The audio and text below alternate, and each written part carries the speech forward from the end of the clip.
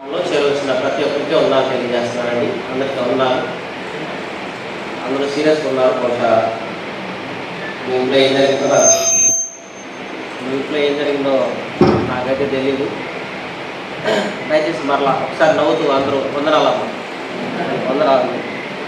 మీ పక్కన వాళ్ళకు కూడా వందనాలు చెప్పండి. బాగున్నారని కూడా అడగండి.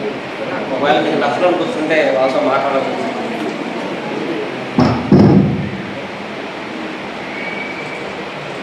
Okay right. కొలస్సీలకు రాసిన పత్రిక 1వ అధ్యాయం. అపోస్తలుడైన పౌలు చెరసాలలో ఉండి రాసినటువంటి పత్రిక కొలస్సీ పత్రిక 1వ అధ్యాయం 13-14 వచనాలు మనం చదువుకుందాం.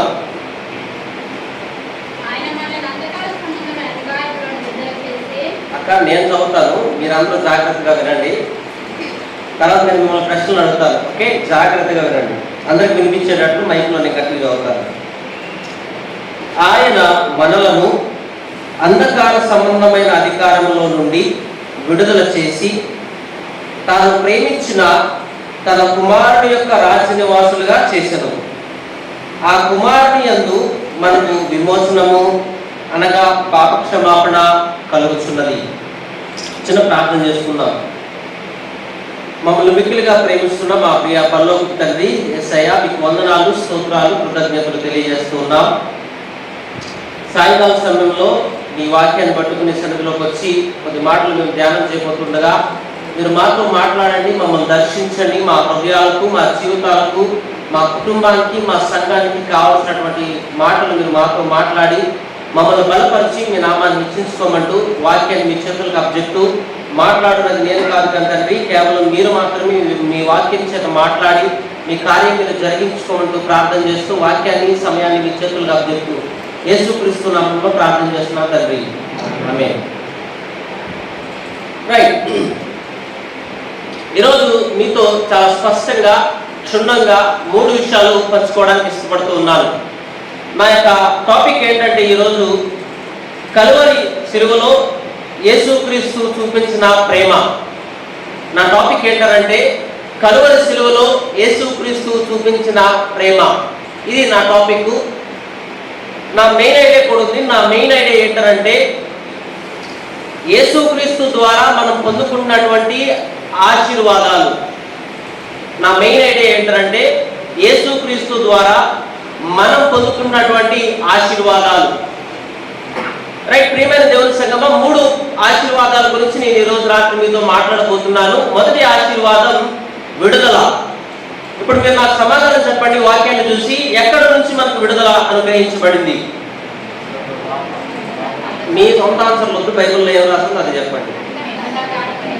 ఏంటంటే అంధకార సంబంధమైన అధికారంలో నుంచి విడుదల. సో మనకి మొదటి ఆశీర్వాదం ఏంటంటే విడుదల. విడుదల అనేది ఒక ఆశీర్వాదం, మొదటిది. రెండవది ఏంటంటే నివాసం. మనకు ఒక నిత్య నివాసం అనేది దొరికింది. అది ఏ నివాసం అండి? బైబిల్ చూసి చెప్పండి, ఏ రాజ్య నివాసంలో మనము? ఇక్కడ రాసిన ఆన్సర్ చెప్పండి. ఆయన కుమారుని యొక్క రాజ్య నివాసంలో మనం ఎక్కడ వాళ్ళమండి? అందుకని నేను చదువుతాను బైబిల్, మీరు జాగ్రత్తగా చూడండి అని చెప్పింది. ఓకే. తర్వాత 3వ విషయం ఏంటంటే 3వ ఆశీర్వాదం క్షమాపణ. ఏంటండి? క్షమాపణ. ఎక్కడి నుంచి క్షమాపణ మనకు? ఎట్లాంటి క్షమాపణ? పాప క్షమాపణ. సో మొదటి ఆశీర్వాదం మనం అంధకార సంబంధమైన అధికారం నుంచి విడుదల, అది మొదటి ఆశీర్వాదం. రెండవ ఆశీర్వాదం పరలోక రాజ్యంలో నివాస స్థానం. 3వ ఆశీర్వాదం పాపాల నుంచి క్షమాపణ. ఈ 3 ఆశీర్వాదాలే. సో ఆశీర్వాదం అంటే బహుశా చాలాసార్లు మనం అనుకుంటాం కారు, బంగ్లా, లేకపోతే డబ్బు, ఇవి అనుకుంటాం ఆశీర్వాదాలు. కానీ పరలోక సంబంధమైన నిత్యమైన ఆశీర్వాదాలు ఇవేనండి. ఈ 3 ఆశీర్వాదాలు చాలా గొప్పవి. ఈ 3 ఆశీర్వాదాలు ఈ రోజు రాత్రి మనం ధ్యానం చేసుకుందాం. మొదటిగా అంధకార సంబంధమైన అధికారం నుంచి మనం ఎలా విడుదల చేయబడ్డాం. తర్వాత రెండవది పరలోక రాజ్య నివాసంగా మనం ఏ విధంగా చేర్చబడ్డాం. మూడవదిగా పరలోక సంబంధమైన విషయాలు మనం పాపాల నుంచి ఏ విధంగా క్షమాపణ పొందామనే విషయాలు కూడా ధ్యానం చేద్దాం. అయితే నేను నా ఉపోద్ఘాతాన్ని ప్రారంభిస్తాను. అందరూ నా వైపు చూడండి. ఇప్పుడు మీరు రాసే పని లేదు.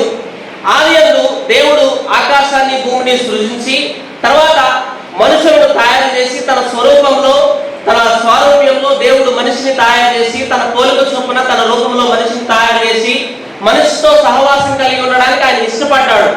ఇష్టపడ్డాన్ని మరొక మాటలో చెప్పాలంటే ప్రేమించాడు. ఏమండి, ఆయన మనుషులను తయారు చేసి మనుషులతో సహవాసం కలిగి ఉండడానికి ఇష్టపడ్డాడు, మనుషులను ప్రేమించాడు, మనుషులతో సహవాసాన్ని కొనసాగించడానికి ప్రయత్నం చేశాడు. అయితే మనిషి 3వ అధ్యాయంలోకి వచ్చిన తర్వాత ఏం జరిగింది? ఆదికాండం 3వ అధ్యాయంలో అవిధేయత ప్రవేశించి పాపం ఈ లోకంలోకి వచ్చి పాపం పరిపక్వత చెంది మరణాన్ని కని ఏమండి మన జీవితాల్లోకి మరణాన్ని, నిత్య మరణాన్ని తీసుకొచ్చిందనమాట. సో ఇప్పుడు దేవుడు మనిషిని ఒక మంచి ఉద్దేశంతో తయారు చేశాడు. ఆ ఉద్దేశం కాస్త 3వ అధ్యాయంలో అవిధేయత వల్ల ఆ సహవాసం, ఆ సంబంధం, ఆ ప్రేమ, ఆప్యాయత, అనురాగం అనేది కోల్పోయామన్నమాట. రైట్? ఇప్పుడు మనిషికి దేవునికి మధ్య ఏం జరిగిందంటే ఆ అవిధేయత వల్ల, పాపం వల్ల భేదం ఏర్పడింది, గ్యాప్ వచ్చిందనమాట. ఏమొచ్చిందండి? గ్యాప్ వచ్చింది. ఇప్పుడు మనిషి పూర్వంలాగా దేవుడు మొదట్లో తయారు చేసినప్పుడు ఏ విధంగా అయితే సహవాసం ఉందో ఆ సహవాసం లేదనమాట. ఆ సహవాసం లేదు. ఆ సహవాసం లేకుండా మనిషి పాపం చేత అవిధేయతలో ఉండి మనిషికి దేవునికి మధ్య వ్యత్యాసం వచ్చి, తేడా వచ్చి, గ్యాప్ వచ్చేసింది అనమాట. అయితే దేవుడు పాత నిబంధన గ్రంథంలో చాలా ప్రయత్నం చేశాడు ఆ సహవాసాన్ని మరలా తీసుకురావడానికి. చాలా పాపయాగాలను, చాలా పాప పరిహార బలులను, చాలా యొక్క రిచువల్ యాక్టివిటీస్ ని చాలా తీసుకొచ్చాడు దేవుడు. అయితే ఇవి ఏవి కూడాను మరలా ఆ సంబంధాన్ని, సహవాసాన్ని తీసుకురాలేకపోయినాయి. ఆ సంబంధాన్ని, సహవాసాన్ని తీసుకురాలేకపోయింది. సో ఇప్పుడు మనిషి ఉన్నటువంటి స్థితి ఏంటంటే ఒక ప్రమాదకరమైనటువంటి స్థితి. మనిషి ఉన్నటువంటి ఒక పరిస్థితి ఏంటంటే మనిషి చనిపోయి నరకానికి వెళ్ళేటువంటి పరిస్థితి అనమాట. రైట్? మనలాంటి ప్రజలు బ్రతికి ఈ భూలోకంలో పుట్టి చనిపోయి నరకానికి వెళ్ళే పరిస్థితి తప్పనిచ్చి మనమందరం రక్షించబడి పరలోక రాజ్యానికి వెళ్ళేటువంటి భాగ్యం కానీ, ధన్యత కానీ మనకేం లేదు.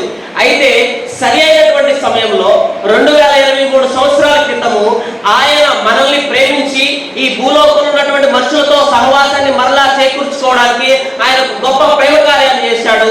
ఆ ప్రేమ కార్యాన్ని ఈ రోజు రాత్రి మనం ధ్యానం చేయబోతున్నాం. రోమీయులకు రాసిన పత్రిక 5వ అధ్యాయం ఆయన ఏ విధంగా ప్రేమించాడో చూపిస్తాను రండి. రోమీయులకు రాసిన పత్రిక 5వ అధ్యాయం 6వ వచనం నుంచి చదవండి. అప్పుడు మీరు చదవండి. ఏలయనగా జాగ్రత్తగా మనం ఇంకనూ బలహీనులమై ఉండగా క్రీస్తు యుక్త కాలం అనగా ఏంటి? చెప్పండి. అంటే ఏంటి యుక్త కాలం? అంటే ఏంటి? కరెక్ట్ టైం, రైట్ టైంకి వచ్చాడు అనమాట దేవుడు. ఓకే, కరెక్ట్ టైంకి వచ్చి చదవండి. భక్తిహీనుల కొరకు చనిపోయాడు. భక్తిహీనులు అంటే ఎవరు? మనమే. రైట్? మనమందరం కూడా భక్తిహీనులుగా బ్రతుకుతున్నాం. ఆ సమయంలో యుక్త కాలంలో యేసుక్రీస్తు మన కోసం వచ్చి చనిపోయాడు. ఓకే, కొనసాగించండి. నీతిమంతుని కొరకు సహితము ఒకడు చనిపోవుట అరుదు. మంచివాని కొరకు ఎవడైనను ఒకవేళ చనిపోవ తెగింపవచ్చును. అయితే వినని జాగ్రత్తగా ప్రియమైన దేవుని సంగమా, దేవుడు మన ఎడల తన ప్రేమను వెల్లడపరుస్తున్నాడు. ఎట్లనగా మనం ఇంకనూ పాపులమై ఉండగానే క్రీస్తు మన కోసం చనిపోయాడు. ఏం చేశాడంటండి? క్రీస్తు మన నిమిత్తమై యుక్త కాలములో మనం చేస్తున్నటువంటి పాపాల నిమిత్తమై మన కోసం చనిపోయాడు. ఓకే, తర్వాత మాట కూడా చదవండి. కాబట్టి ఆయన రక్తం వలన ఇప్పుడు నీతిమంతులుగా తీర్చబడి మరింత నిశ్చయముగా ఆయన ద్వారా ఉగ్రత నుండి రక్షించబడుతున్నాం.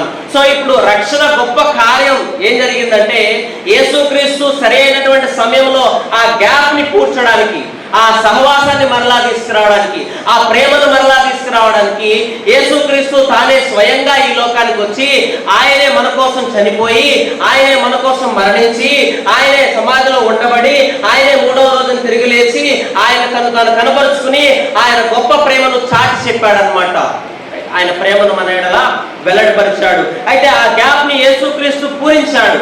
అయితే ఇప్పుడు ఈ కొలస్సీ సంఘ పరిస్థితులు మనం జ్ఞాపకం చేసుకున్నట్లయితే కొలస్సీ సంఘ విశ్వాసులు ఏ విధంగా ఉన్నారంటే వాళ్ళలో చాలా మటుకు ఇంచుమించు మనకులానే ఉన్నారనమాట. ఎలాగో చెప్పరా, చాలా మటుకు ఆ సంఘంలో ఉన్నది ఏంటంటే నామకార్థపు క్రైస్తవ భక్తి జీవితాలు ఏంటంటే అవి నామినల్ క్రిస్టియన్ లైఫ్స్.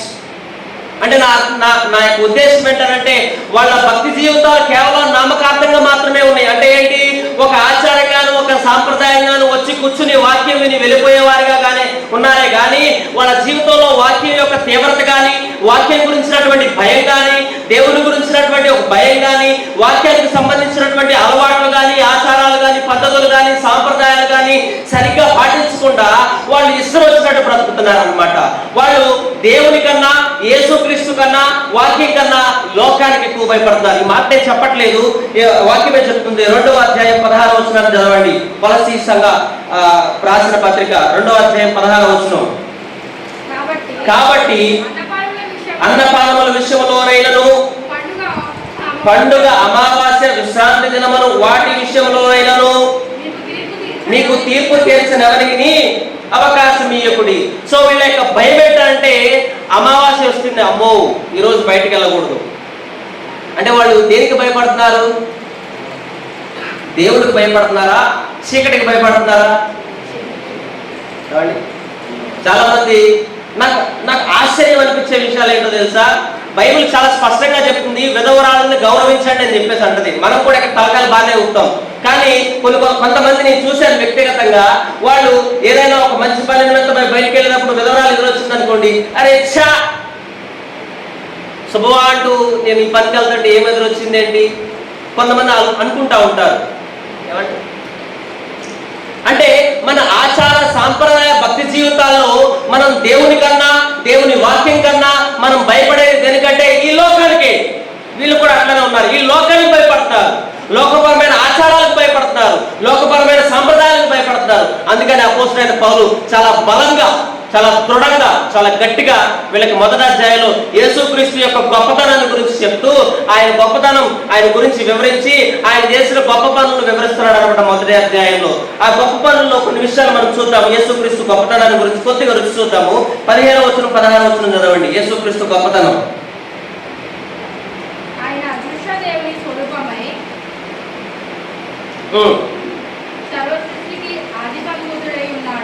ఆయన అదృశ్య దేవుని స్వరూపి అయి సర్వ సృష్టికి ఆధార సంభూతుడై ఉన్నాడు. ఎలయనగా వినండి జాగ్రత్తగా, ఆకాశమందున్నవి, భూమి అందున్నవి, దృశ్యమైనవి గాని అదృశ్యమైనవి గాని, అవి సింహాసనములైనను, ప్రభుత్వములైనను, ప్రధానులైనను, అధికారులైనను సర్వము ఆయన యందు సృజించబడెను. సర్వము ఆయన ద్వారాను ఆయన బట్టి సృజించబడెను. ఆయన అన్నిటికంటే ముందుగా ఉన్నవాడు, ఆయనే సమస్తములకు ఆధారభూతుడు. దేవునికి స్తోత్రం. ఏమండి, సో దేవుడు యేసుక్రీస్తు ఎంత గొప్పవాడంటే, ఆయన సృష్టి కన్నా, ఈ భూలోకంలో ఉన్న రాజుల కన్నా, అధిపతుల కన్నా ఆయన గొప్పవాడు. మనం శనివారానికి భయపడాల్సిన అవసరం లేదు, మంగళవారానికి భయపడాల్సిన అవసరం లేదు, విధవరాల గురించి బాధపడాల్సిన అవసరం లేదు, ఈ లోకానికి సంబంధించినటువంటి ఆచార సాంప్రదాయాలకు భయపడాల్సిన అవసరం లేదు. ఎందుకంటే ఈ లోక ఆచార సాంప్రదాయాల కన్నా మన దేవుడు గొప్పవాడు. Is great. సో ఆయన గొప్పవాడు అయినాడు, మనం దేనికి భయపడాల్సిన అవసరం లేదనమాట. అందుకని అపోస్తలుడైన పౌలు ఈ 13-14 వచనాలు బహుశా ఈ మాట మీరు వినే ఉంటారు. ఎట్లా అంటే, కొంతమంది అంటారు కదా, ఈ మాటలు ఆణిముత్యాలా ఉంటాయి అని చెప్పేసి, బంగారం, ఈ మాటలు బంగారంలా ఉంటాయి అని చెప్పేసి అంటారు కదా. డాక్టర్ జే స్టీవెన్ లాసన్ అనే ఆయన ఈ మాటలను గోల్డెన్ వర్డ్స్ అని రాశాడు ఆయన కామెంటరీలో. గోల్డెన్ వర్డ్స్ 13-14 వచనాలను గోల్డెన్ వర్డ్స్ అని రాశాడు. ఆ గోల్డెన్ వచనాలను ఈరోజు మనం ధ్యానం చేయబోతున్నాం. 13వ వచనం చదువుకుందా? చదవండి. 13వ వచనం మొదటి భాగం. ఆయన మనలను. సరే, ఇప్పుడు నేను మిమ్మల్ని ప్రశ్నలు అడగాలన్నమాట. చాలా జాగ్రత్తగా ఆలోచించి చెప్పండి. ఆయన అంటే ఎవరు? ఇక్కడ ఆలోచించి ఆన్సర్ చెప్పండి, కంగారు పడుతుంది. చెప్పండి. ఆయన అంటే క్రీస్తు. Okay, first question. తర్వాత మనలను అంటే ఎవరు? మనమందరం, విశ్వాసులందరూ ప్రాముఖ్యంగా. ఓకే, విశ్వాసులందరూ. ఎక్కడ నుంచి అంట? అంధకార సంబంధమైన అధికారం నుంచి. ఇక్కడ 2 పదాలు కల్పించాడు అనమాట. జాగ్రత్తగా వినండి. అంధకార సంబంధమైన అధికారం. సో ఇక్కడ ఒక గ్రేట్ పవర్ గురించి, గ్రేట్ ప్రిన్సిపాలిటీ గురించి, గ్రేట్ అథారిటీ గురించి మాట్లాడుతున్నాడు అనమాట. వినండి, నా వైపు చాలా జాగ్రత్తగా చూడండి. ఇక్కడ ఒక ఇల్లు ఉందనుకుందా, ఆ ఇంటికి ఒక అధికారి ఉన్నాడు, ఆ ఇంటిలో ఒక యాజమాన్యం ఉంది, ఆ ఇంటి యజమాని ఆ ఇంటిని పరిపాలిస్తూ ఉన్నాడు. ఆ ఇంటిలో ఉన్నటువంటి వాళ్ళందరూ కూడాను ఆ ఇంటి యజమాని మాట వినాలి. ఓకేనా? ఇప్పుడు మీరు నా ఇంటికి వచ్చారు, మీరు మా ఇంటికి వచ్చి ఫ్రిడ్జ్ ఎక్కడ ఉంది, ఫ్రిడ్జ్ ఎక్కడ ఉండకూడదు, తీసేసి పెట్టండి, ఇంటి పక్కన పెట్టండి, ఫ్యాన్ ఇక్కడ ఎందుకు పెట్టారు, ఇక్కడ తీసి అక్కడ పెట్టండి అని చెప్పేస్తాను. అప్పుడు నేనేమంటాను చెప్పండి? నా ఇష్టం, నా ఇల్లు, నువ్వెవరు? అంతే కదా. ఇప్పుడు ఈ ఇంటికి ఒక యజమాని ఉన్నాడు, ఆ యజమాని ఆధీనంలోను, ఆ యజమాని సర్వభౌమత్వమైనటువంటి శక్తి కలిగినటువంటి ఆయన అధికారంలో ఉన్నాం. ఈ ఇల్లు ఎవరిదంటే సాతాను గాడిది అనమాట. ఎవరిదండి? సాతాను గాడిది. ఇప్పుడు ఆయన యొక్క కొంచెం ఆయన పవర్ ని, ఆయన గ్రేట్నెస్ ని చూద్దాం. ఎఫెసీయులకు రాసిన పత్రిక 6వ అధ్యాయం, సాతాను గాడి యొక్క శక్తిని మనం చూద్దాం. ఎఫెసీయులకు రాసిన పత్రిక 6వ అధ్యాయం 12వ వచనం నుంచి చదవండి. ఏలయనగా మనం పోరాడున్నది శరీరంతో కాదు గాని, వినండి జాగ్రత్తగా, ప్రధానులతోనూ అధికారులతోనూ ప్రస్తుత అంధకార సంబంధులకు లోకనాథులతోనూ ఆకాశ మండలమందున్న దురాత్మల సమూహంతోనూ మనం పోరాడుతున్నాం. సో సాతాను గడేమి ఈజీ పర్సన్ కాదు వాడిని డిఫీట్ చేయడానికి. వాడి ఫ్యామిలీ నుంచి బయటకు రావాలంటే అది తేలికైన పని కాదు, రైట్? ఆ అధికార సంబంధమైనటువంటి గృహంలో నుంచి బయటకు రావడం అనేది తేలికైనటువంటి విషయం కాదు, రైట్? సో ఆ అంధకార సంబంధమైన అధికారంలోంచి బయటకు రావడానికి ఏదో ఒక గొప్ప కార్యం జరగాలి, ఏదో ఒక అద్భుత కార్యం జరగాలి. ఇప్పుడు అపోస్తలుడైన పౌలు ఉద్దేశం ఏంటంటే అంధకార సంబంధమైన అధికారం అంటే, ఇక్కడ అపోస్తలుడైన పౌలు ఆయన మాట్లాడుతున్నటువంటి విషయం ఏంటంటే 2 ప్రాముఖ్యమైన విషయాలు. ఈ లోకంలో పాపం యొక్క తీవ్రత కానీ, మరణ యొక్క తీవ్రత కానీ చాలా గొప్పగా ఉంది. సో ఇప్పుడు అంధకార సంబంధమైన అధికారులు వారు పరిపాలించే దేంట్లో అంటే, 1 మరణంలోనూ, 2 పాపంలోనూ అనమాట.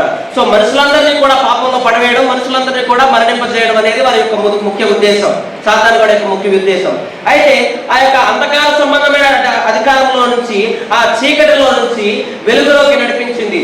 ఆ అధికారంలో నుంచి మన ప్రారంభమైనటువంటి ఆ పాపపు అధికారం, ఆ బానిసత్వం, ఆ నిత్య మరణం. ఏమండి, ఇప్పుడు సాతాను గాడు ప్రాముఖ్యంగా వాడి పని ఏంటి? రక్షించబడ్డ విశ్వాసంలో కానీ, రక్షించబడినటువంటి మనుషుల్లో కానీ సాతాను గాడి పరిచర్య ఏంటి? ప్రాముఖ్యంగా 1 పాపంలో పడవేయడం, 2 వాడిని ఎట్లా పట్ల చంపేసేయాలి, దేవుడికి వేరు చేసేయాలి. నిత్యమైన మరణమే కానీ, ఆధ్యాత్మిక మరణమే కానీ వాడిని ఎట్లా పట్ల దేవుడికి దూరం చేయాలి వాడిని. అది వాడి పని అనమాట, అది వాడి పరిచర్య. It is his ministry. అయితే ఆ సమయంలో ఒక అద్భుత కార్యం జరిగింది.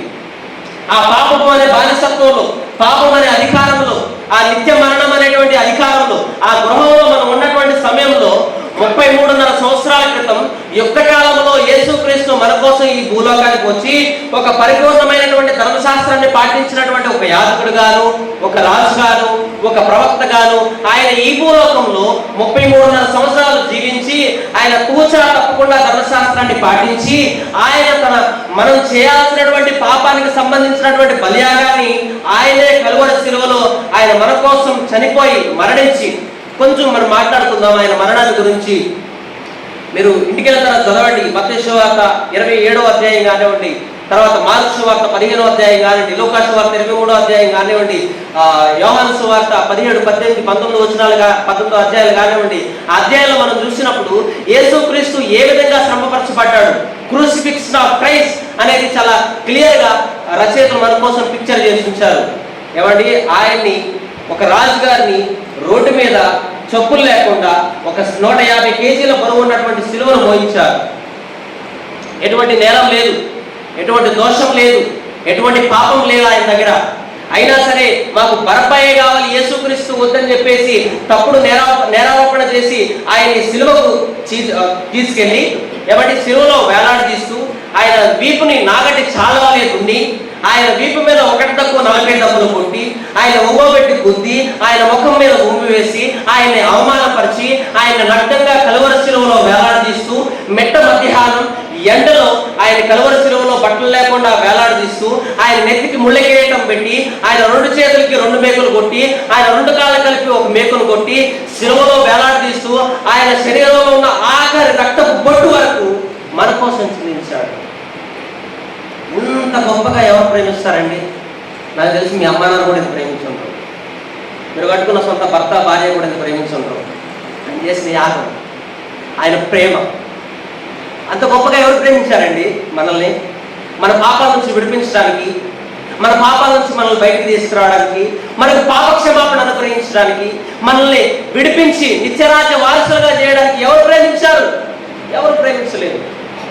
ఆయన తన రక్తాన్ని మన కోసం చిందించి ఆయన శారీరకపరమైన శ్రమను, కష్టాన్ని, బాధని భరించి ఓర్చుకుని ఆ అంధకార సంబంధమైన అధికారం నుంచి, సాతాను గారి దగ్గర నుంచి, లోకం నుంచి, ఈ యొక్క శారీరక సంబంధమైన అంధకార క్రియల చేతుల నుంచి మనల్ని విడిపించి మనకి పాపపు బానిసత్వం నుంచి మనకి విముక్తిని అనుగ్రహించాడు. ఆ పాపపు సంఖ్యలను మనకు లేకుండా చేశాడు అనమాట. ఆ పాపపు సంఖ్యలు, ఆ శాపం అనేది మన మీద లేకుండా, ఆ పాపం అనేది మన మీద లేకుండా ఆయన మన పాపాలన్నింటినీ ఆయన మీద వేసుకుని ఆయన కలువరి శిలువలో చనిపోయాడు. ఆ అంధకార సంబంధమైనటువంటి అధికారం కలిగినటువంటి ఆ గృహం నుంచి ఆయన మనల్ని ఏం చేశాడండి? చెప్పండి ఏం చేశాడు? ఆయన విడుదల చేశాడు. ఆ పని కేవలం యేసుక్రీస్తు మాత్రమే చేయగలుగుతాడు. ఇంక ఎవరు కూడా చేయలేరు. Only Jesus Christ can do that. ఆయన పాపపు సంఖ్యలను తీసివేసి మనకు విముక్తిని కలిగించి, మనకు విమోచనను కలిగించి, మన నిస్సహాయ స్థితిలో మన పరిస్థితులను మార్చి నరకపాత్రులుగా, పాపాత్ములుగా, భక్తిహీనులుగా, శత్రువులుగా, అవిధేయులుగా, దుర్మార్గపు జీవితాలు జీవిస్తున్నటువంటి అర్హత లేని, విలువ లేని, మరణానికి చోటైపోయి మరణానికి దగ్గరగా ఉండి ఉగ్రతను పొందుకోవాల్సినటువంటి మనందరి నిమిత్తమై మనల్ని గొప్పగా ప్రేమించి ఆయన కలువరి శిలువలో మన కోసము మరణయాగం చేశాడు ఆయన. అందుకని మనకి క్యాలెండర్లో కూడా రాసింది, ఆయన పొందిన దెబ్బల చేత మనకు స్వస్థత ఉంది. ఒకవేళ ఆయన కలువరి శిలువలో మన కోసం శ్రమపరచబడకపోతే, ఆయన రక్తం చిందించబడకపోతే నీకు నాకు పాప క్షమాపణ లేదు, నీకు నాకు నిత్యరాజ్యం లేదు, నీకు నాకు మారుమనసు లేదు, నీకు నాకు ఆ నిత్యరాజ్యంలో ఉండేటువంటి ఆ గొప్ప ధన్యత, భాగ్యం అనేది మనకి లేదు. ఆయన మన కోసం శ్రమపడి కష్టపడి ఆయన ఈ గొప్ప శిలువ యాగాన్ని చేశాడు. తర్వాత మాట చదువుకుందాం. ఆయన మనలో అంధకార సంబంధమైన అధికారంలోంచి విడుదల చేశాడు. మరొక మాట మీకు చెప్పడానికి ఇష్టపడుతున్నాను. ఆయన విడుదల చేసిన పద్ధతి కూడా ఒక న్యాయపరమైనటువంటి పద్ధతి. ఆయన పరలోకంలోంచి కూర్చుని వీళ్ళందరినీ కూడా విడిపించేసి అని చెప్పేసి ఆజ్ఞాపించాలి. ఆయన ఏం చేశాడు తెలుసా? ఆయనే స్వయాన వచ్చి ఆయనే స్వయాన మనలందరినీ కూడా రక్షించాడు. దీన్ని అర్థం చేసుకోవడానికి ఉదాహరణ చెప్పింది. అందరూ చాలా సీరియస్గా ఉన్నారుగా.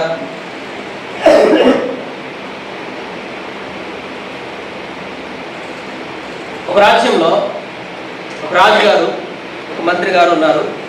మంత్రి గారు యేసుక్రీస్తుని గురించి తెలుసుకుని రక్షించబడ్డారు. మంత్రి గారి ఆశ ఏంటంటే రాజుగారు కూడా రక్షించబడాలని. అందుకే ప్రతిరోజు రాజుగారి దగ్గరికి వెళ్ళి, రాజుగారు యేసుక్రీస్తు గొప్పవాడండి, ఆయన ప్రేమ గొప్పది, ఆయన కృప గొప్పది, ఆయన మీద విశ్వాసం ఉంచండి, ఆయన రక్షిస్తాడండి, ఆయన క్షమిస్తాడండి అని చెప్పేసి ప్రతిరోజు చెప్తున్నాడు.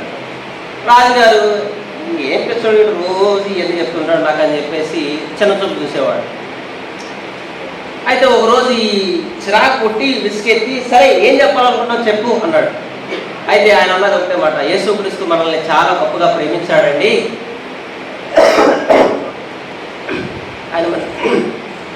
ఆయన మనల్ని గొప్పగా ప్రేమించి ఆయన ప్రాణాన్ని మన కోసం పెట్టి ఆయన కలువరి శిలువలో మన కోసం చనిపోయాడండి అన్నాడు. దాని రాజుగారు పిచ్చోడా, యేసుక్రీస్తు దేవుడు అన్నాడు. దేవుడు అన్నప్పుడు పరలోకం నుంచి మాట చెప్తే అయిపోతుందిగా, ఆయనే రావాలా అన్నాడు. దానికి సరే రాజుగారు మీకు ఇలా కాదు, నేను అర్థమయ్యే రీతిలో చెప్తానని చెప్పేసి ఒక రోజున బయటికి వెళ్ళి ఒక మంచి కార్పెంటర్ని తీసుకొచ్చాడు. ఎవరినండి?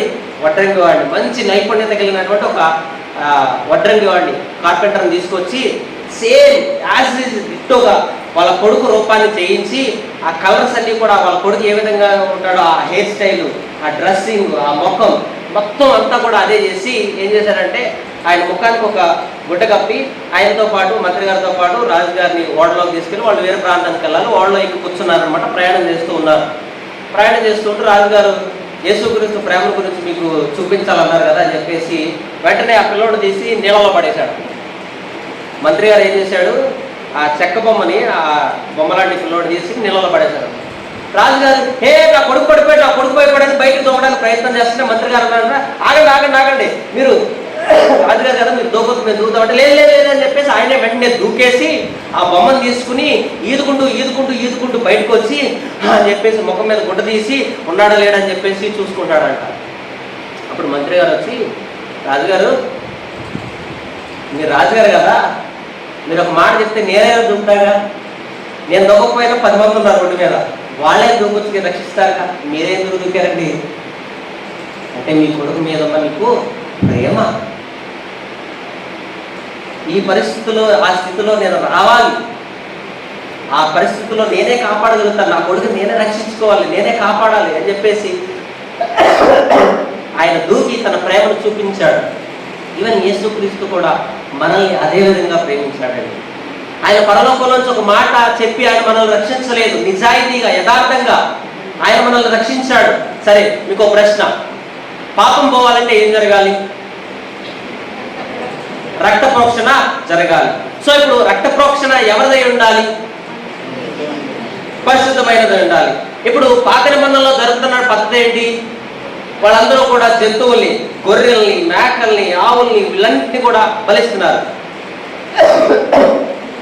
అయితే ఆ యొక్క జంతువుల యొక్క రక్తం మనుషుల యొక్క పాపాన్ని తీసివేయగలుగుతుందంటారా? చెప్పండి, తీసివేయగలుగుతుందా? హెబ్రీయులకు రాసిన పత్రిక 10వ అధ్యాయం 4వ వచనం చాలా స్పష్టంగా చెప్తుంది. చదవండి ఆ మాట.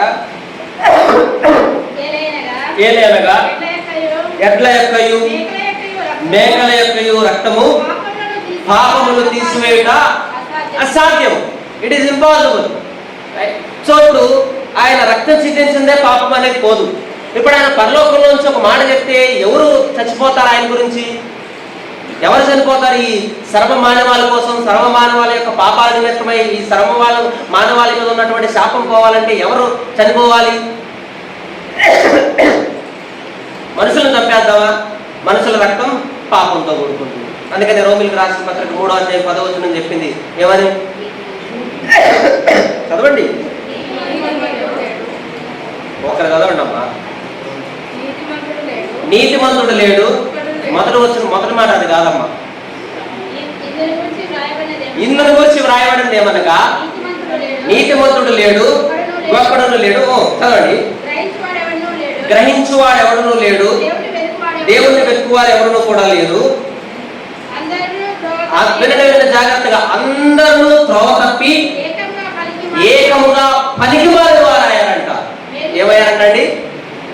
సో ఇప్పుడు మనుషుల యొక్క పాపాలు తీసివేయడానికి ఏ నీతిమంతుడు కనిపించట్లా భూలోకంలో. సరే, నీతిమంతుడు లేకపోయాడు, ఒక పరిశుద్ధుడు ఉన్నది ఉందామని చెప్పేసి చూస్తే 3వ అధ్యాయం 3వ వచనం కదండి. ఏ భేదము లేదు, అందరూ పాపం చేసి దేవుడు అనుగ్రహించు మహిమను. సరే, నీతిమంతుడు లేకపోయాడు, ఇటు పరిశుద్ధుడైనా ఉన్నాడా? లేదు. అందరూ ఏమై ఉన్నారంట? సో ఇటు మనుషుల రక్తం ద్వారా విమోచన జరగదు, పాపక్షమాపణ జరగదు. ఇటు జంతువుల యొక్క రక్తం ద్వారా పాపక్షమాపణ జరగట్లేదు, మనుషులకు మారు మనసు అనేది రాదు. అయితే ఏం జరగాలి? మనం దాన్ని చదువుకున్నాం కదా, యుక్త కాలంలో పరిశుద్ధమైన నీతి కలిగినటువంటి న్యాయ పద్ధతిలో, న్యాయ రీతిలో యేసుక్రీస్తు ఈ భూలోకానికి వచ్చి ఆయనే తన పరిశుద్ధమైన రక్తాన్ని కలువరి శిలువలో చిందించి మన పాపాలన్నింటినీ కడిగించాడు. ఆయన మనల్ని న్యాయపరమైన పద్ధతిలో ఆయన విడుదల చేశాడు, విడిపించాడు, విమోచించాడు ఆయన మనల్ని. రైట్, మనల్ని అక్రమ దొడ్డిదారులు మనల్ని ఏం రక్షించలేదు. ఇన్జస్టిస్ వేలో లేకపోతే ఇంప్రాపర్ వేలో ఆయన మనల్ని రక్షించలేదు. రైట్ వేలో జస్టిఫై చేశాడు మనల్ని ఆయన రక్తం చేత. 3వ అధ్యాయం 24వ వచనం చదవండి. రోమిలకు రాసిన పత్రిక 3వ అధ్యాయం 24వ వచనం.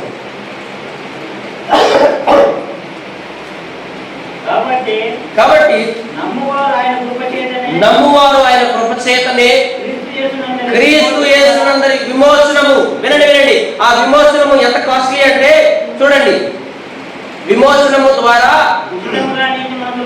ఉచితముగా నీతిమంతులుగా తీర్చబడుతున్నాం. సో యేసుక్రీస్తు యొక్క రక్తము మనకు ఉచితంగా అనుగ్రహించబడింది. మనం ఉచితంగా నీతిమంతులుగా తీర్చబడుతున్నాము. ఆయన మనల్ని అంధకార సంబంధమైన అధికారం నుంచి ఉచితంగా విడుదల చేశాడు. We did not pay anything for our sins. మన యొక్క పాప క్షమాపణ నిమిత్తమై, మన పాపాలు పోవడానికై, మన మీద ఉన్నటువంటి శాపం తొలగడానికై, మన యొక్క వ్యతిరేకతకు, మన యొక్క దుర్మార్గతకు, మన యొక్క పాపానికి మనం ఏమి డబ్బులు చెల్లించలేదు. ఏమైనా చెల్లించారా? మీరు ఏమన్నా చెల్లించారా? ఏం చెల్లించలేదు. It is free. It is free gift of God. Salvation is free gift of God. రక్షణ అనేది దేవుడిచ్చేటువంటి ఒక ఉచితమైన బహుమతి అన్నమాట. అంధకార సంబంధమైన అధికారంలోంచి మనల్ని విడుదల చేశాడు. తర్వాత మాట, ఆయన మనల్ని విడుదల చేయడం మాత్రమే కాదు, మనకు మరొక ఆశీర్వాదం ఇచ్చాడు. ఏంటండి? చదవండి. తాను ప్రేమించిన తన కుమారుడు. సరే, తాను అంటే ఎవరు? ఆలోచించి చెప్పండి. తాను అంటే ఎవరు? తండ్రి అయిన దేవుడు. తాను అంటే యేసుక్రీస్తు కాదు, తండ్రి అయిన దేవుడు ప్రేమించిన తన కుమారుని యొక్క, కింద ఫుట్నోట్లో ఏమని రాస్తుందంటే తన ప్రేమ కుమారుడు. ఇంగ్లీష్లో అయితే ఏముందంటే హిస్ బిలవ్డ్ సన్ అని చెప్పేసి రాస్తుంది. ఆయన యొక్క రాజ్యంలో ఏం జరిగిందంట? రాజ్య నివాసులుగా చేశారు. ఆగండి. ఆయన రాజ్యంలోకి వెళ్ళడానికి మనకి ఏం అర్హత ఉంది? మన దగ్గర ఏం గొప్పతనం ఉంది? అంటే మీరు బాగా పాటలు పాడతారంటే దేవుడు మిమ్మల్ని ఆయన రాజ్యంలో చేసుకోవాలా? లేకపోతే మీరు బాగా సంఘ నాయకత్వం చేస్తున్నారంటే దేవుడు మిమ్మల్ని ఆయన రాజ్యంలో పెట్టుకోవాలా? లేకపోతే మీరు అందరూ బాగా భక్తి చేస్తారు, బాగా ప్రార్థన చేస్తారు, బాగా సండే స్కూల్ చెప్తారు, బాగా సంఘానికి డబ్బులు ఇస్తారని ఆయన రాజ్యంలో పెట్టుకోవాలి మిమ్మల్ని? ఆయన రాజ్య నివాసులుగా ఉండడానికి మనం ఏం చేస్తాం? చెప్పండి. ఆయన చేశారా? మాకు తెలియకుండా ఆయన చేశారా? ఏం చేయలేదు. ఆయన రాజ్యంలో ఆయనే చేర్చుకున్నాడు. వినండి, మొదటి ఆశీర్వాదం. అందుకే నేను అన్నాను ఏంటంటే, మొదటి ఆశీర్వాదం ఏంటంటే ఆయన మనల్ని అంధకార సంబంధమైన అధికారం నుంచి ఉచితంగా ఆయన విడుదల చేశాడు. మొదటి ఆశీర్వాదం. రెండవ ఆశీర్వాదం ఏంటంటే ఆయన మనల్ని ఉచితంగానే ఆయన రాజ్యంలోకి పెట్టుకున్నాడు. చూడండి, ఈ ఇంటిలో నుంచి మనల్ని తీసుకువెళ్ళి ఈ ఇంటిలో పెట్టాడు అనమాట. ఉచితముగా, ఎటువంటి వెల చెల్లించకుండా ఈ కుటుంబంలోకి మనల్ని మార్చాడు. మన స్థితిని మార్చాడు, మన పరిస్థితిని మార్చాడు, మన యజమాని మారాడు. ఆయన మనల్ని ఈ యొక్క బానిసత్వం నుంచి, పాపం నుంచి, శాపం నుంచి, కొట్టబడి చనిపోయి నరకానికి వెళ్ళేటువంటి ఈ దేవుని ఉగ్రత పరిస్థితుల నుంచి మనల్ని తప్పించి ఆయన రాజ్య వారసులుగా చేశాడు. ఆయనతో పాటు ఆయన సింహాసనం పక్కన కూర్చుని ఆయనతో పాటు పరిపాలన చేసే ఆ గొప్ప ధన్యతను, ఆ గొప్ప భాగ్యాన్ని యేసుక్రీస్తు మనందరికీ అనుగ్రహించాడు. దేవుడు గొప్పవాడు. ఆమేన్. ఆయన రాజ్యంలో ఉండేటువంటి గొప్ప ధన్యతను మనకు అనుగ్రహించాడు. ఆయన తన సొంత కుమారుడి రాజ్యంలో మనలందరినీ కూడా ఉచితంగా ప్రవేశింపజేస్తున్నాడు. నా ప్రియ కుమారుడు అని చెప్పేసి తండ్రి దేవుడు కుమారుడైనటువంటి యేసుక్రీస్తుని పలుమార్లు నూతన నిబంధన గ్రంథంలో ఉచ్చరింపడం జరిగింది.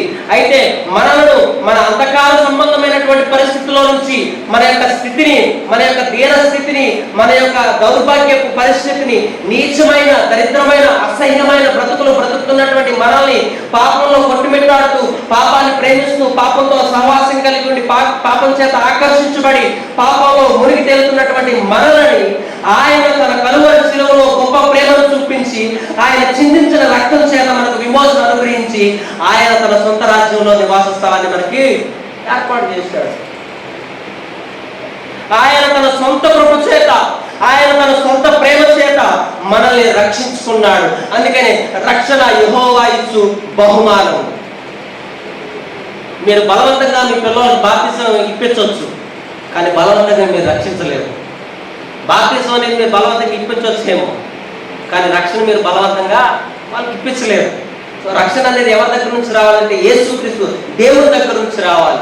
దేవుడు రక్షిస్తాడు, దేవుడే రక్షించాలి. రేపు చాలాసార్లు మనం గర్వపడతాం కదా, నేనే చేశానని చెప్పేసి. కొంచెం మనం అందరం వెనక్కి ఆలోచన చేద్దాం. మనల్ని ఎవరు ఏర్పాటు చేశారు? ఎఫెసీయులకు రాసిన పత్రిక 1వ అధ్యాయం 4వ వచనంలో ఒక మాట ఉంటుంది. ఏమనంటే, జగత్ పునాది వేయబడక మునిపే ఆయన ఏం చేశాడు? ప్రేమ చేత మనల్ని ఎవరు చేశారంట? ఆయనే ఏర్పాటు చేశాడు. సో మనల్ని ఎన్నుకున్నది ఎవరు? నా ప్రశ్నలకు సమాధానం చెప్పండి. బైబిల్ చూడదు, నా వైపు చూడండి. నేను అడిగే ప్రశ్నలకు సమాధానం చెప్పండి. మనల్ని ఎన్నుకున్నది ఎవరు? కొంచెం గట్టిగా చెప్పండి. దేవుడు. మనల్ని రక్షించుకుంది ఎవరు? మన కోసం రక్తం చిందించింది ఎవరు? మన పాపాల నిమిత్తమై రక్తాన్ని కార్చి తన ప్రాణాన్ని కలువల శిలువలో అప్పచెప్పింది ఎవరు? మనకు నిత్యరాజ్యాన్ని ఇచ్చింది ఎవరు? మనల్ని ఆయనతో పాటు పెట్టుకునేది ఎవరు? ఆయనే చేశాడు సమస్తం, మనం ఏం చేయట్లేదు. మనం అనుకుంటాం కదా, ఏదో చిన్న కొత్త గొప్ప పరిచయం చేస్తే చాలు మనకి. మనం అనుకుంటాం అంతా నేనే చేస్తున్నాను, అంతా నా వల్లే జరుగుతుంది, నేను లేకపోతే ఏం జరగదని మనం భావిస్తూ ఉంటాం. కానీ ప్రియమైన దేవుడి సంగమా, వాషినాక తెలుగు బిబ్లికల్ బాప్టిస్ట్ చర్చ్ విశ్వాసులారా, మనమందరం అర్థం చేసుకోవాల్సినటువంటి విషయం ఏంటంటే, యేసుక్రీస్తు మన కోసం సమస్తం ఆయనే చేశాడు. ఆయన కలువల శిలువలో చేసినటువంటి ఆ గొప్ప పాప పరిహారాంత బలియాగాన్ని బట్టి ఈ రోజు నీకు నాకు రక్షణ అనేది ఉంది, నీకు నాకు పాపక్షమాపణ అనేది ఉంది, నీకు నాకు మారు మనసు అనేది ఉంది.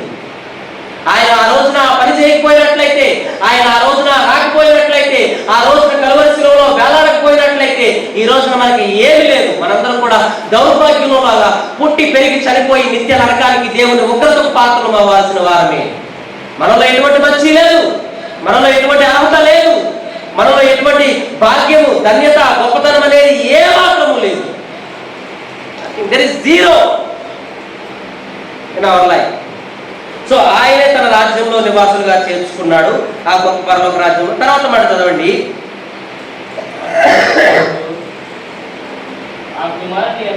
ఆ కుమారుని యందు మనకు విమోచన. సో ఆ కుమారుడు 2023 సంవత్సరాల క్రితం సంపూర్ణమైన పరిపూర్ణమైనటువంటి విమోచన కేవలం యేసుక్రీస్తు ఆయన ద్వారా మాత్రమే జరిగించబడుతూ ఉంది. వినండి ప్రియమైన దేవుని సంగమా, పాత నిబంధనల గ్రంథంలో కానీ కొత్త నిబంధనల గ్రంథంలో కానీ విమోచనకు సంబంధించినటువంటి క్రియ కేవలం దేవుడు మాత్రమే చేశాడు. రైట్. పాత నిబంధనల గ్రంథంలో పస్కా పండుగ ఒకటి జరిగింది. ఎందుకంటే ఇశ్రాయేల్ ప్రజలందరూ కూడా వాళ్ళు సంవత్సరానికి ఒకసారి పండుగ చేస్తూ వాళ్ళందరూ ఏం చేస్తారంటే, ఆ రోజు రాత్రి ఆ గొర్రె పిల్లను బలిచిన తర్వాత ఆ రక్తాన్ని తీసుకెళ్లి గుమ్మాలకు రాయాలన్నమాట.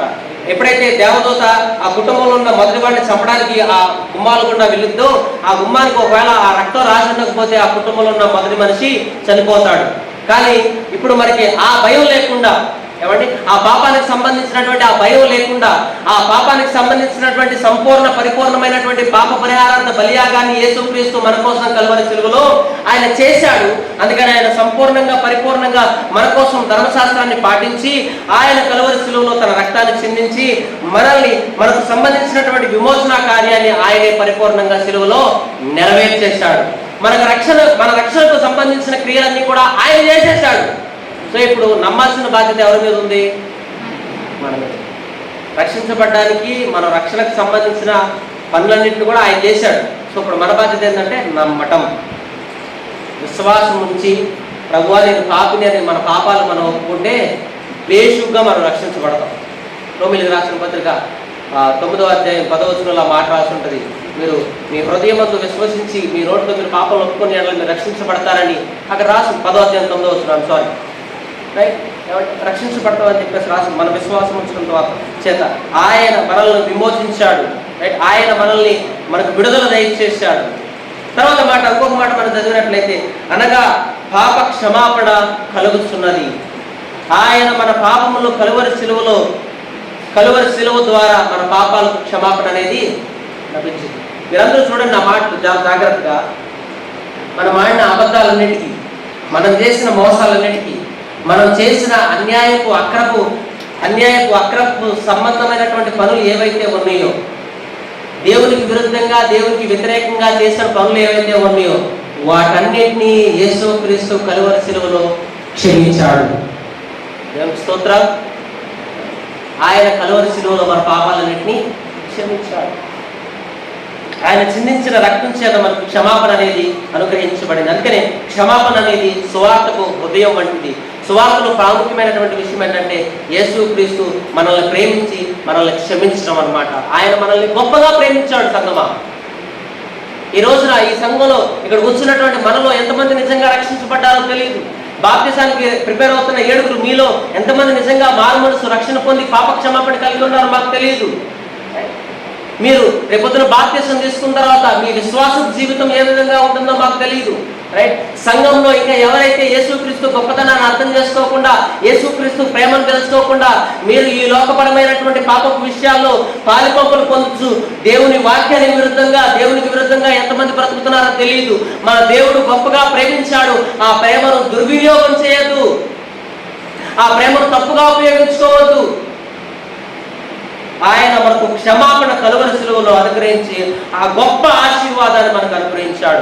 పాపాలకు సంబంధించినటువంటి ఆ పాప క్షమాపణ ఆయన మనకు అనుగ్రహించాడు. మన సమస్త దోషాన్ని, సమస్త పాపాన్ని, సమస్త దుర్నీతిని, సమస్త వ్యతిరేకతను, సమస్త దుర్మార్గతను, సమస్త దోషణ, సమస్త బూతుమాటలు, సమస్త అబద్ధాలు, సమస్త మోసాలను యేసుక్రీస్తు కలువరి శిలువలో మన కోసం, మన పాపాలన్నింటినీ, మనం చేసిన పాపాలను, మనం చేస్తున్న పాపాలను, మనం చేయబోతున్న పాపాలను, వీటన్నిటిని ఆయన కలువరి శిలువలో మన కోసం రక్తాన్ని చిందించి మనల్ని క్లీన్ వెసల్గా ఆయన తన బ్లడ్లో వాష్ చేశాడు.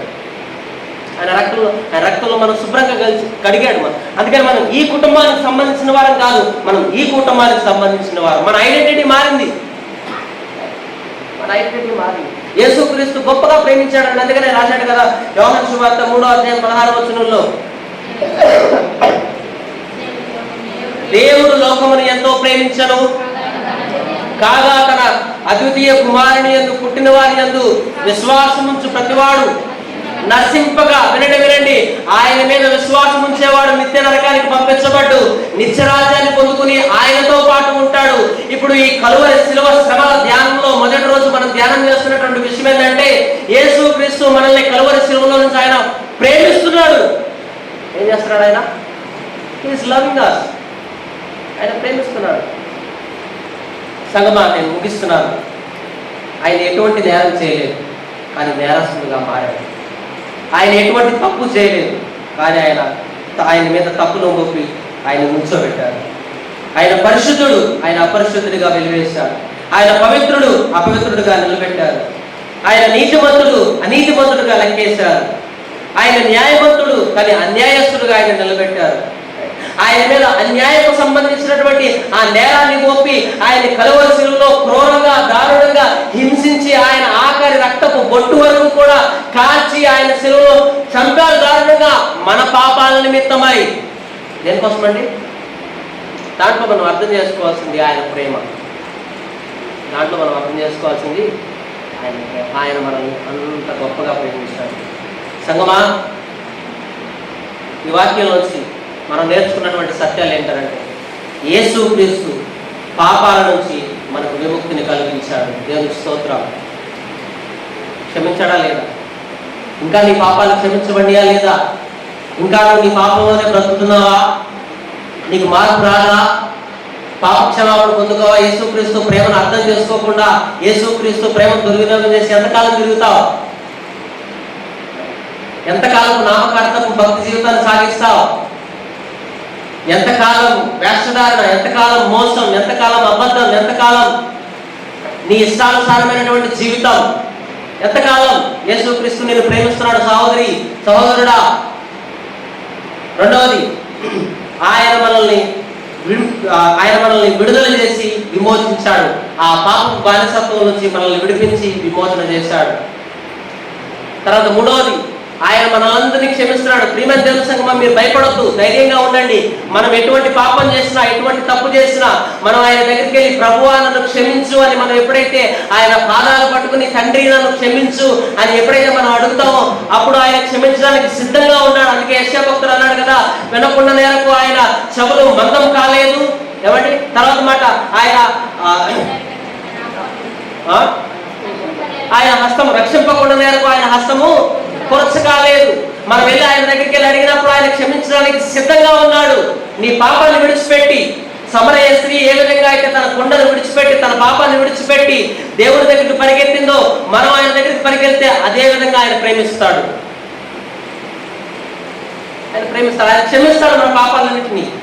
మన అబద్ధాలను, మన మోసాన్ని, మన వేషధారణ, మన గర్వాన్ని, మన అహంకారాన్ని, మన పాపపు స్వభావాన్ని, జీవితాన్ని, మనల్ని దేవుడు మన పాపాలన్నింటినీ కూడా క్షమించడానికి ఆయన సమస్తము తన రక్తాన్ని కార్చి ఆయన మన పాపాలన్నింటినీ కూడా క్షమించడానికి రెడీగా ఉన్నాడు. మనం చేసిన పని ఏంటంటే వీళ్ళు మాట్లాడాలి ఆయనతో. That's all.